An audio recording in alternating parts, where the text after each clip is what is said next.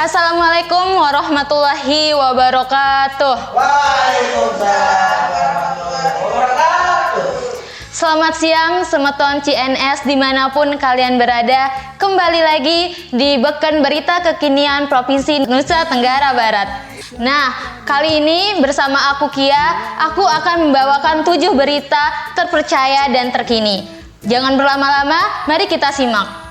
Berita pertama, kunjungi Bumi Pasundan, Kepala BNN RI ingatkan militansi dalam melawan kejahatan narkotika. Kepala Badan Narkotika Nasional Republik Indonesia BNN RI Martinus Hukom SIK MSI didampingi penasihat DWP BNN RI Rita Hukom serta Kepala Biro Humas dan Protokol BNN Sulistyo Pudjohartono SIK MSI melakukan kunjungan kerja ke Jawa Barat pada Jumat 11 Oktober 2024. Kehadiran untuk pertama kalinya di kantor BNN Provinsi Jawa Barat tersebut disambut Kepala BNN Provinsi Jawa Barat Brigjen Pol Muhammad Arif Ramdhani SIK beserta jajaran BNN Provinsi dan BNN Kabupaten atau Kota di Bumi Pasundan. Sebagai bentuk penguatan internal, Kepala BNN RI memberikan arahan kepada jajarannya dalam pelaksanaan strategi Indonesia Bersinar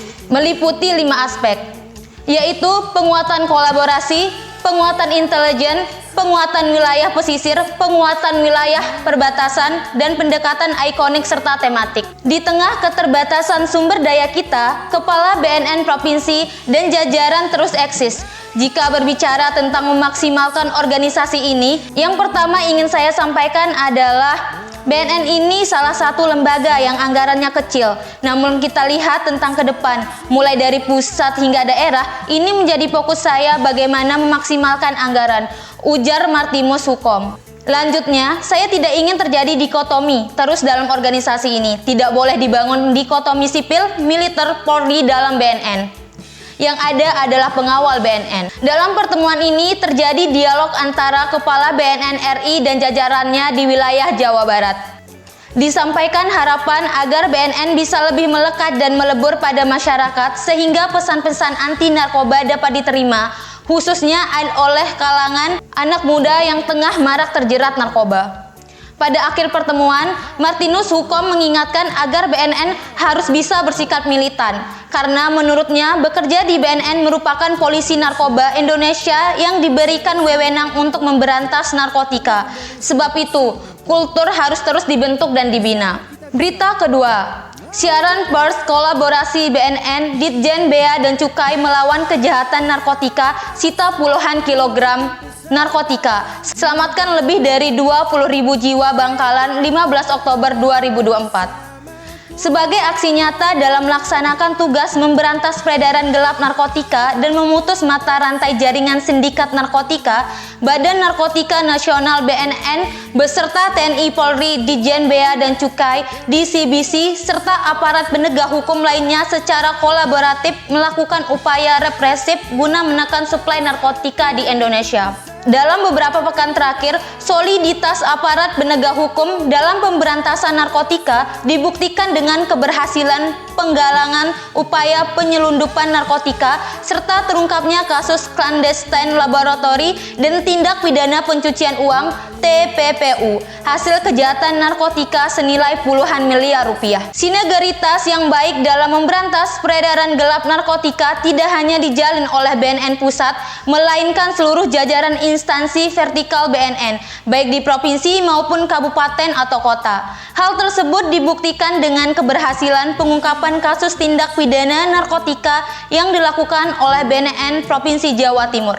BNN Provinsi Jawa Timur dengan dukungan Deputi Bidang Pemberantasan BNN bekerja sama dengan Kanwil DCBC Juanda pada periode akhir September berhasil mengungkap 4 kasus narkotika dan mengamankan 10 orang tersangka dengan barang bukti narkotika berupa 10.129,86 gram atau 10,12 kg sabu, 1.305,54 gram atau 1,3 kg ganja, dan 1.880 butir ekstansi dengan kronologis sebagai berikut. Pertama, LKN-29-NAR-9-2024-BNNP Jawa Timur, Jaringan Internasional Malaysia Pontianak Madura. Pada Jumat 20 September 2024, tim BNN Provinsi Jawa Timur berhasil mengamankan seorang laki-laki berinisial IM di DS Sanggara Agung, Kecamatan Cocah, Kabupaten Bangkalan, Jawa Timur, karena mendapatkan membawa narkotika jenis sabu sebanyak 7.951,25 gram dan 1.880 butir pil ekstansi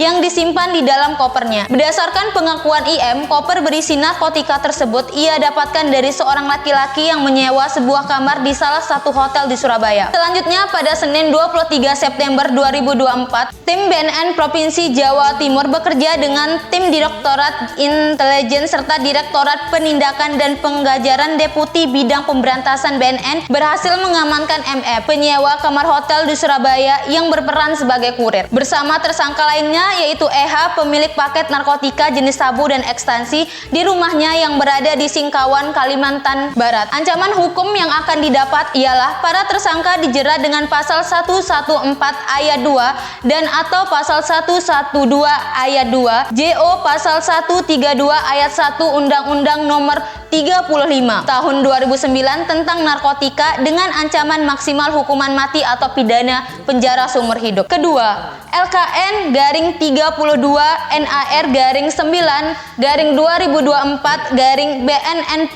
Jawa Timur, Jaringan Internasional Malaysia Madura. Keberhasilan penggagalan penyelundupan narkotika dalam kasus ini merupakan hasil sinergi, kolaborasi, dan koordinasi yang dilakukan antara BNN Provinsi Jawa Timur dengan Kanwil DCBC. Tim gabungan berhasil mengamankan seorang pria berinisial JP di Terminal 2 kedatangan internasional Juanda Sidoarjo pada Rabu 25 September 2024 dengan barang bukti narkotika jenis sabu sebanyak 1.982,46 gram. Sebelumnya, petugas Bea dan Cukai Bandara Juanda menaruh curiga terhadap barang bawaan atau bagasi JF, penumpang pesawat dengan rute Malaysia Surabaya tersebut. Petugas selanjutnya melakukan pemeriksaan dengan penggeledahan barang bawaan JF dan menemukan narkotika jenis sabu sebanyak 1.982,46 gram yang disembunyikan di tempat alat pembuat waffle. Berdasarkan hasil pemeriksaan, diperoleh keterangan bahwa narkotika tersebut merupakan titipan teman JF berinisial SF yang berada di Pemekasan, Madura, Jawa Timur, yang saat ini masuk dalam daftar pencarian orang atau DPO. Ancaman hukuman yang akan didapatkan: tersangka dijerat pasal 114 ayat 2 dan atau pasal 113 ayat 2 dan atau pasal 112 ayat 2, JO pasal 132 ayat 1 Undang-Undang Nomor 35 Tahun 2009 tentang hukuman mati atau pidana penjara seumur hidup. 3. LKN-28-NAR-9-2024-BNNP Jawa Timur, Jaringan Madura Malang. Berdasarkan informasi dari masyarakat yang diolah dengan proses analisa, tim BNN Provinsi Jawa Timur bersama dengan BNN Kota Malang mengamankan 4 orang tersangka berinisial MN, YN, MI, dan NS di lokasi berbeda yang berada di Malang dan Bangkalan, Jawa Timur pada Kamis 19 September 2024. Keempatnya terkait dengan penemuan 2 paket narkotika jenis sabu dengan berat masing-masing 97,80 gram dan 98,35 gram. Selain 4 tersangka, tim gabungan telah mengantongi nama tersangka lainnya, yaitu AW, yang masih dalam pengejaran ancaman hukuman. Para tersangka dijerat dengan pasal 11 ayat 2 dan atau pasal 11 ayat 3. Para tersangka dijerat dengan pasal 114 ayat 2 dan atau pasal 11 ayat 2, JO pasal 132 ayat 1 Undang-Undang Nomor 35 Tahun 2009 tentang narkotika dengan ancaman maksimal hukuman mati atau pidana penjara seumur hidup. Berita ketiga, kolaborasi BNN UNESA resmikan tempat rehabilitas dan luncurkan program sosialisasi Anti Narkoba. Dalam kunjungan kerjanya di Jawa Timur, Kepala Badan Narkotika Nasional Republik Indonesia BNN-RI Martinus Hukom SIK MSI meresmikan tempat rehabilitas rawat jalan penyalahgunaan narkoba milik Universitas Negeri Surabaya atau UNESA yang berada di Gedung Rektorat UNESA Surabaya, Jawa Timur pada Senin 14 Oktober 2024. Penandatanganan batu prasasti dilakukan Kepala BNN-RI dengan didampingi Rektor UNESA, Cak Hasan, serta Direktur Pencegahan dan Penanggulangan Isu Strategis PPIS UNESA Profesor Dr. Muhtimatul Faida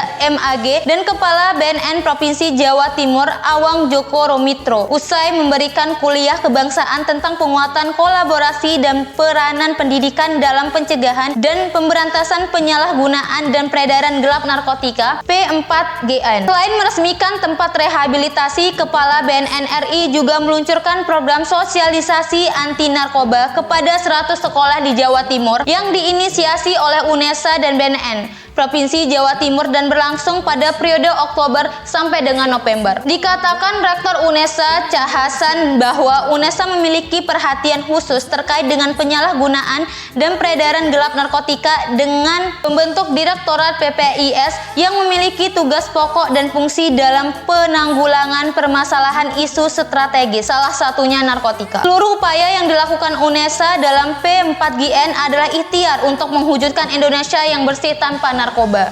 Bersinar. Berita selanjutnya, Unkar di Sumatera Barat, Kepala BNN-RI atasi narkoba seperti falsafah hidup orang Minang. Kepala Badan Narkotika Nasional Republik Indonesia BNN-RI Komjen Pol Martinus Hukom SIK MSI bersama penasihat DWP BNN-RI Rita Hukom berserta pejabat tinggi Pratama BNN tiba di Padang, Sumatera Barat pada Kamis 17 Oktober 2024. Dalam kesempatan itu, Kepala BNN Provinsi Sumatera Barat Brigjen Pol Riki Yanuar PSH MSI menyambut kehadiran Kepala BNN-RI di Bandara Minangkabau International Airport bersama Kapolda Sumatera Barat Irjen Pol Suharyono SIK SH. Saat tiba di kantor BNN Provinsi Sumatera Barat, Kepala BNN-RI memberikan arahan kepada jajaran. Ia menyampaikan bahwa ranah Minang memiliki filosofi yang begitu kuat, adat Basandi Syarak Basandi Kitabullah. Dalam pengantarnya, beliau menyatakan bahwa filosofi ini memiliki dua nilai penting, yaitu adat dan agama. Marilah kita mencoba untuk melihat problem filosofi ini memiliki dua nilai penting, yaitu adat dan agama. Marilah kita mencoba untuk melihat problem narkoba ini dengan filosofi hidup di tanah Minang ini, supaya kita ada dalam rem yang benar, tidak menabrak aturan dan tak menabrak nilai adat juga agama. Di sela kegiatan arahan Kepala BNN-RI, BNN Provinsi juga melakukan kesepakatan kerja bersama dengan Politeknik Negeri Padang mengenai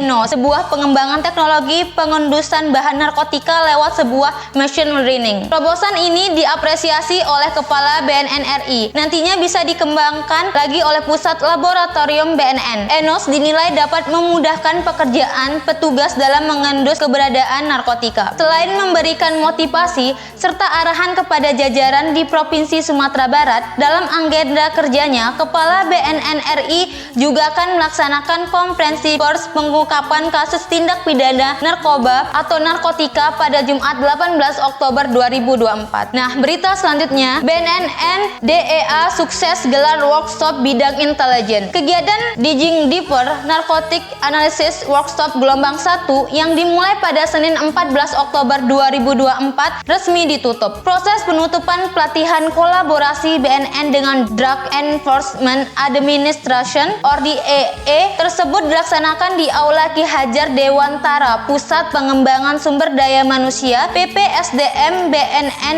Lido Bogor pada Jumat 18 Oktober 2024. Penutupan pelatihan dipimpin oleh Direktur Interdiksi Deputi Bidang Pemberantasan BNN Terry Zakiar Muslim S.Tos MM dan dihadiri oleh Mr. Brian Burger selaku Atas DEA Jakarta, Kepala BSDM BNN, Dr. Caca Syahroni, SIP, MSI, dan para pejabat di lingkungan BNN. Dalam sambutannya, Direktur Interdiksi mengungkapkan bahwa Indonesia hingga saat ini masih mengalami permasalahan dalam pemutusan jaringan sindikat narkoba sampai pada tingkat internasional. Diperlukan dukungan data dan informasi intelijen yang akurat sehingga pemberantasan terhadap jaringan narkotika dapat diungkap lebih maksimal. Sebab itu, peningkatan kompetensi petugas sangat dibutuhkan untuk memperkuat upaya pemberantasan narkotika. Kegiatan seperti ini merupakan langkah penting. Selain sebagai penguatan kerjasama antara penegak hukum di tingkat internasional, juga memungkinkan kita untuk saling bertukar pengalaman, belajar dari praktik, dan pengembangan keterampilan analisis yang dibutuhkan untuk menghadapi tantangan yang semakin kompleks di lapangan, ujarnya lebih lanjut. Dengan adanya pelatihan di bidang intelijen ini diharapkan dapat memberikan landasan yang kokoh dalam pengumpulan, menganalisis, dan menyampaikan informasi terkait jaringan pengedar narkotika. Materi yang diperoleh dari pelatihan tersebut tidak hanya akan berguna dan melaksanakan tugas sehari-hari, tetapi juga akan memberikan kontribusi besar dalam upaya mewujudkan Indonesia bersih narkoba. Berita selanjutnya, BNN berhasil ungkap kasus penyelundupan paket ganja dari Aceh, Gayo Luis menuju Sumatera Barat. Narkotika golongan 1 jenis ganja dari Aceh, Gayo Luis ke Sumatera Barat. 7 orang pelaku berinisial K, R, P, Z, E, H, dan RK diamankan beserta barang bukti seberat 624.507,41 gram. Pengungkapan ini merupakan hasil joint operation bersama Bea dan Cukai Teluk Bayur, Padang Sumbar. Pria berinisial K yang berprofesi sebagai pedagang diamankan di Jalan Raya Lintas Utama Sumatera, Jorong 3, Koto Tinggi, Kenagarian Sudata, Kecamatan Lubuk Sikaping, Kabupaten Pasaman, Sumatera Barat bersama 3 orang tersangka lainnya, R, P, dan Z, yang terbukti membawa paket ganja seberat 514.207,41 gram. Pengungkapan kasus ini berawal dari adanya informasi masyarakat yang lalu diolah lewat proses analisa hingga akhirnya pada Jumat 11 Oktober 2024 sekira pukul 06.00 WIB, tim pemberantasan BNNP Sumatera Barat bersama Bea Cukai Teluk Bayur berhasil mengidentifikasi 2 buah mobil Daihatsu Grand Max warna putih dan Daihatsu Grand Max warna silver hitam yang beriringan. Kemudian dilakukan surveillance terhadap kendaraan roda 4 yang melaju di depan SPBU Padang Matinggi Rau. Sekitar pukul 9.00 WIB, bertempat di pinggir jalan raya lintas utama Sumatera di Jorong 3, Koto Tinggi, Kenagarian Sundata, Kecamatan Lubuk Sikaping, Kabupaten Pasaman. Petugas BNN langsung menghentikan 2 mobil yang diduga membawa paket ganja. Dari sini 4 pelaku K, R, P, dan Z diamankan. Tim BNN melakukan penggeledahan di 2 mobil dan didapatkan 12 karung besar berisi 25 paket ganja yang sudah dikemas. Ada 300 paket ganja besar, diantaranya 195 paket berada di lantai bak mobil dan 2 paket tengah di lakban, warna coklat tersusun rapi dengan ditutupi papan triplek. K mengaku paket ganja yang diangkut berasal dari Aceh menuju Sumatera Barat diperintahkan oleh E. Ia menjual dengan harga per paket Rp1.050.000. Dari transaksi K dengan E dibayarkan uang muka sebanyak Rp220 juta. K masih ada berhutang sejumlah Rp299.750.000 yang harus dibayarkan kepada E.